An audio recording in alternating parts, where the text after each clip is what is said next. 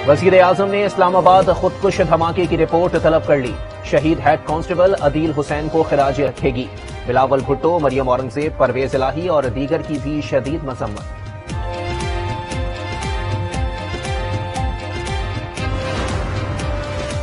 मुल्क तेजी से तबाही की तरफ बढ़ रहा है। मईशत तबाह और अमनामा बर्बाद हो गया। हुक्मरान मुल्क को इक्तदार और ताकत की लालच में किस तरफ ले जा। वज़ीर आला पंजाब के खिलाफ तहरीक अदम एतमाद वापस ले ली गई। लीगी रहनुमा खलील ताहिर सिंधु कहते हैं परवेज इलाही ओहदे से हाथ धो बैठे। स्पीकर और डिप्टी स्पीकर के खिलाफ तहरीक अदम एतमाद मौजूद रहेगी। परवेज इलाही पंजाब असेंबली पहुंच गए। परवेज इलाही पंजाब असेंबली के सेशन में शिरकत करेंगे। अपने चैम्बर में अरकान असेंबली से मुलाकात करेंगे।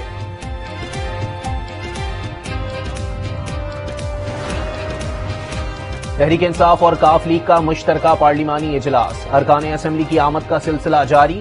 वजीर आला को डी नोटिफाई करने के बारे में मशावरत होगी।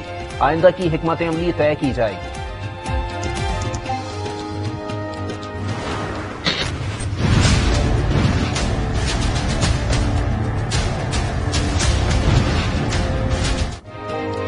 परवेज इलाही को डी नोटिफाई करने के खिलाफ दरखास्त की समाअत के लिए नया बेंच तश्कील। लाहौर हाईकोर्ट के जस्टिस आबिद अजीज शेख की सरबराही में 5 रुकनी लार्जर बेंच समाअत कर रहा है। जस्टिस फारूक हैदर की जगह बेंच में जस्टिस आसिम हफीज को शामिल किया गया। गवर्नर पंजाब के इकदाम पर पीटीआई ने सदर और वजीर आजम को खत लिख दिया। कहा गवर्नर को फौरी न हटाया गया तो अदालतों से रुजू करेंगे। गवर्नर ने अपने आईनी इख्तियारात से तजावुज किया है। किसी एमपीए ने इस्तीफा नहीं दिया और न ही कोई फॉरवर्ड ब्लॉक बना। तमाम इकदाम गैर कानूनी और गैर आईनी हैं।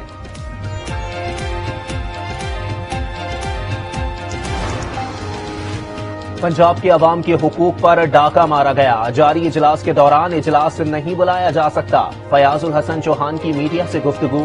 कहा हुकूमत की नाअहली से दहशतगर्दी फिर शुरू हो गई।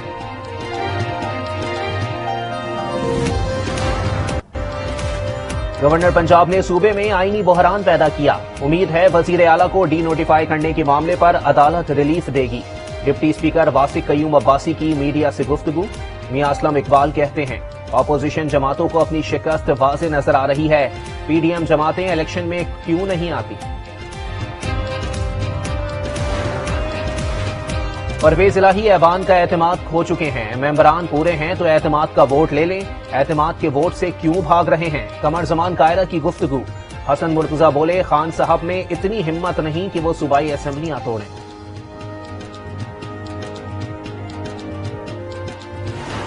कोर्ट में मामला पहुंचने की जरूरत ही नहीं है।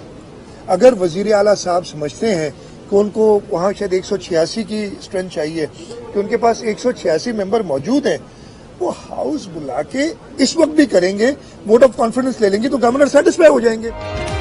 परवेज इलाही के पास नंबर पूरे हैं तो एतमाद का वोट लें और गवर्नर को जवाब दे दें। मामले पर अदालत जाने की जरूरत नहीं थी। वजीर आला सिंध मुराद अली शाह का तकरीब से खिताब। बोले गवर्नर मुझे एतमाद का वोट लेने का कहें तो आज ही इजलास बुला लूंगा। इस्लामाबाद हाईकोर्ट ने बल्दियाती इंतखाबात से मुताल्लिक दरखास्तों पर फैसला महफूज कर लिया। चीफ जस्टिस आमिर फारूक ने रिमार्क्स दिए कि कभी कोरोना, कभी सैलाब, कभी सर्दी, कभी गर्मी, ये सब तो चलता रहता है। इस्लामाबाद के मसाइल तब हल होंगे जब यहां दिल्ली मॉडल की अपनी पार्लियामेंट लाएंगे। इलेक्शन कमीशन खुद मुख्तार आईनी इदारा और रेगुलेटरी बॉडी है जिसे हिदायत नहीं दे सकते।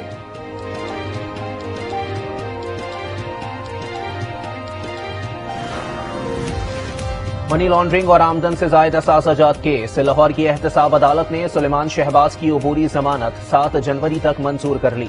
अदालत ने नैब को सुलेमान शहबाज की गिरफ्तारी से रोक दिया। कराची की मकामी अदालत में आमिर लियाकत की नाजेबा वीडियो वायरल करने के खिलाफ केस। अदालत ने आमिर लियाकत की बेवा दानिया शाह की दरखास्त जमानत मुस्तरद कर दी। पाकिस्तान क्रिकेट बोर्ड की मैनेजमेंट कमेटी का बड़ा फैसला। रमीज राजा की बनाई गई तमाम कमेटियां खत्म कर दी। चीफ सिलेक्टर मोहम्मद वसीम और वुमेन्स सिलेक्शन कमेटी की चीफ सिलेक्टर अस्माविया इकबाल को ओहदे से हटा दिया गया। तमाम सिलेक्टर्स को ईमेल के जरिए आगाह कर दिया गया। नजम सेठी की सरबराही में जारी मैनेजमेंट कमेटी के इजलास में नई सिलेक्शन कमेटियां तश्कील दी जाएंगी। चीन में एक बार फिर कोरोना ने जोर पकड़ लिया। रवां हफ्ते 7 अफराद कोरोना से हलाक। यौमिया 5000 से ज्यादा केसेस रिपोर्ट। आलमी इदारा सेहत का तशवीश का इजहार।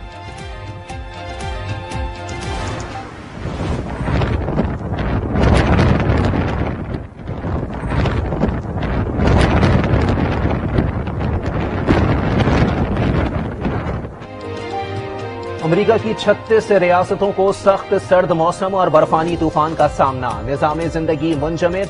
Kentucky, North Carolina, Virginia, New York, Oklahoma और जॉर्जिया में हंगामी हालत नाफिज। दर्जनों एयरपोर्ट्स बंद होने से हजारों फ्लाइट्स मनसूख।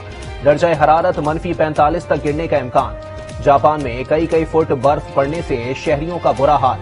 मुख्तलिफ हादसात में 8 अफराद हलाक और 45 जख्मी। बरतानिया और यूरोपीय मुल्कों में शदीद बर्फबारी जारी।